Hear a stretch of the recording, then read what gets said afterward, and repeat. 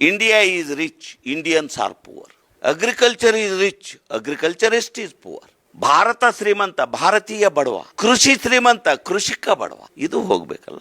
ಇದು ಹೋಗ್ಬೇಕಂದ್ರೆ ವ್ಯವಸ್ಥೆ ಸರಿ ಮಾಡ್ಬೇಕು ಅನ್ನೋದಾದ್ರೆ ನಾನು ಮಾರೋದು ಮತ್ತು ನಾನು ಕೊಳ್ಳೋದು ಎರಡೂ ಸಮತೋಲನದಲ್ಲಿರ್ಬೇಕು. ಆದರೆ ಮಧ್ಯವರ್ತಿನೂ ಪಾರದರ್ಶಕವಾಗಿರಬೇಕು, ವ್ಯವಸ್ಥೆನೇ ಪಾರದರ್ಶಕವಾಗಿರಬೇಕು ಅಂತ ಹೇಳ್ತಿರೋದು ನಾನು. ವ್ಯವಸ್ಥೆ ಪಾರದರ್ಶಕವಾಗಿದ್ದರೆ ನಾನು ತೆಗೆದುಕೊಳ್ಳೋಂಥ ಒಂದು ಟೂತ್ ಪೇಸ್ಟ್ ಎಷ್ಟಕ್ಕೆ ತಯಾರಾಯಿತು ಎಷ್ಟಕ್ಕೆ ತೊಗೋತೀನಿ ಅಂದ್ರೆ ಮುಗಿದೋಯ್ತಲ್ಲ. ಇಲ್ದಿದ್ರೆ ಅವನು 2 ತಗೋ 1 ಫ್ರೀ ಕೊಡ್ತೀನಿ ಅಂತ ಹೆಂಗಂತಾನೆ. ಹೌದೌದು, ಅದನ್ನೇ ರೈಟ್ ಟು ಇನ್ಫಾರ್ಮೇಷನ್ ಆ್ಯಕ್ಟಲ್ಲಿ ಅದನ್ನೇ ಕೂಡಿಸಿಲ್ಲ ನೀವು.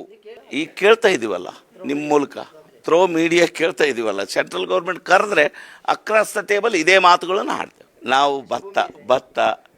ಭತ್ತ, ಜೋಳ, ಹತ್ತಿ, ತುಂಗಭದ್ರಾ ನೀರಾವರಿ ಕೊನೆ ಭಾಗದಲ್ಲಿದ್ದೀವಿ. ಜೋಳ ಬೆಳಿತೇವೆ, ಭತ್ತ ಬೆಳಿತೇವೆ, ಹತ್ತಿ ಬೆಳಿತೇವೆ, ಸಜ್ಜೆ ಬೆಳಿತೇವೆ. ನಮ್ಮದೆಲ್ಲ ಈ ಕ್ರಾಪ್ ಡೈವರ್ಸಿಟಿ ಇದ್ದಂಗೆ. ಆಹಾರ ಭದ್ರತೆ ಕಾಯ್ದೆ ರಚನೆ ಮಾಡೋದಕ್ಕೆ ಪ್ರೋತ್ಸಾಹದಾಯಕವಾಗಿ ಬೆನ್ನೆಲುಬಾಗಿ ನಿಂತಂಥವ್ರು ಯಾರು, ಈ ದೇಶದ ಬೆನ್ನೆಲುಬು ರೈತ ಅಂತ ಕರಿತೀವಲ್ಲ, ಅಲ್ಲಿ ಸಾಬೀತು ಮಾಡ್ದವ.